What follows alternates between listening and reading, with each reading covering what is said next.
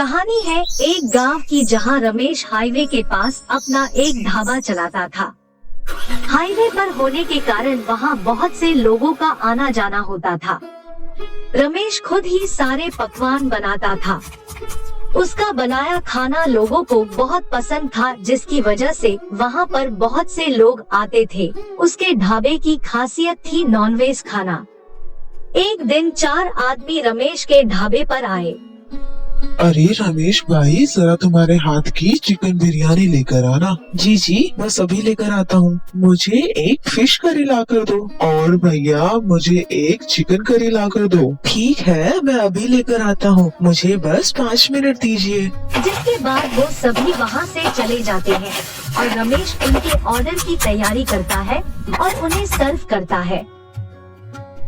अरे रमेश भाई, तुम्हारे हाथ का नॉनवेज का तो जवाब ही नहीं। चाहे चिकन कौरमा हो, फिश हो, सभी तुम बहुत अच्छा बनाते हो। हाँ हाँ भाई, इसमें भी कोई शक थोड़ी ना है, तभी तो हम सब यहीं आते हैं बस खाने के लिए। आप लोगों को मेरे हाथ का खाना अच्छा लगता है, ये सुनकर मुझे बहुत अच्छा लगता है।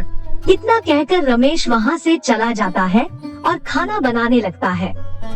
एक दिन रमेश की बहन लता गांव से शहर आ जाती है।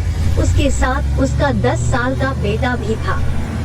लता रमेश से मिलने उसके ढाबे पर आती है।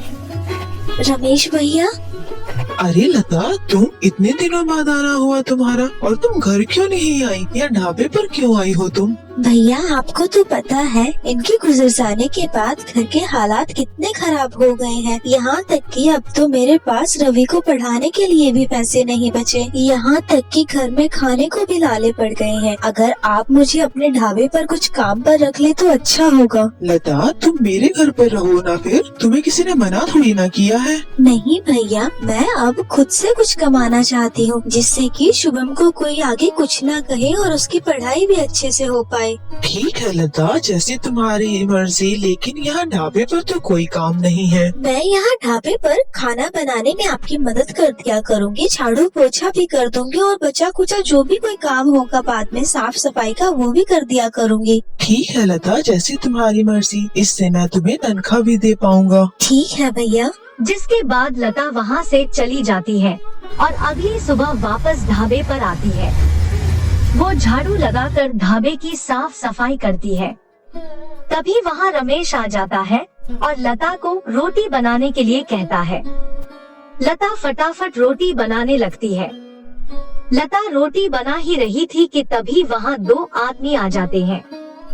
वो रमेश से, अरे ओ रमेश भाई, मुझे तुम्हारे हाथ की स्पेशल चिकन बिरयानी खिला दो आज तो। ठीक है भैया, अभी लाता हूँ। और कुछ भी चाहिए आपको? मुझे एक मटन कबाब देना। जी, अभी लेकर आया। रमेश भाई, बिरयानी तो बहुत अच्छी बनाई है, इसका स्वाद मुझे बहुत अच्छा लगता है। जिसके बाद रमेश वापस अपने ढाबे का काम शुरू कर देता है।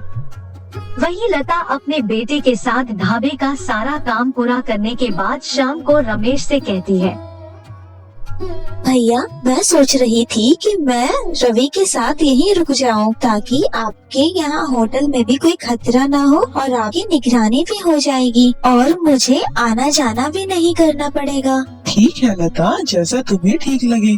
इसी तरह दिन बीते लगे। कुछ समय के बाद एक दिन लता सुबह उठकर ढाबे का काम कर रही थी कि तभी वहाँ एक मनोज नाम का आदमी ढाबे पर आता है। रमेश रमेश रमेश कहाँ है? भैया अंदर है, मैं अभी उनको बुला कर लाती हूँ।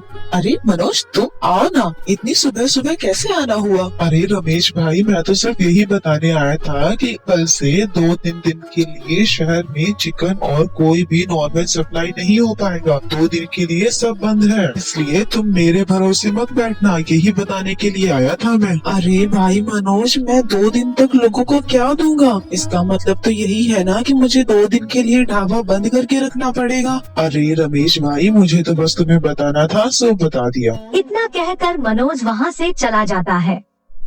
तभी रमेश के पास आकर लता उससे पूछती है,